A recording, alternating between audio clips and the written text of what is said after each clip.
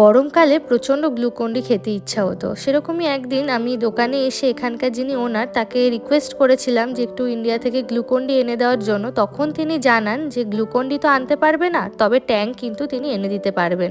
সেই মতোই তিনি কিন্তু ট্যাং এনে দিয়েছিলেন।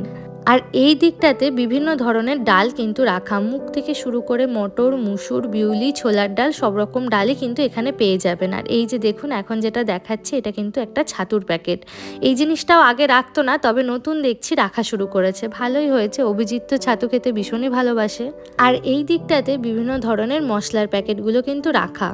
তবে মশলার মধ্যে সানরাইজ ব্র্যান্ডটা কিন্তু একদমই পায় না, এভারেস্ট খুব কম পাওয়া যায়, বেশিরভাগ থাকে এমডিএইচ, শান, টিআরএস এই ব্র্যান্ডের মশলাগুলোই। আর এই দিকটাতে চিপস, কুরকুরে এসব রাখা থাকে। যদিও কোনোদিনই সেরকমভাবে কিনে খাইনি, তার কারণ 20 টাকা দামের লেখা একটা চিপসের প্যাকেট যখন 150 টাকা দিয়ে কিনি, সেই চিপস কিন্তু আর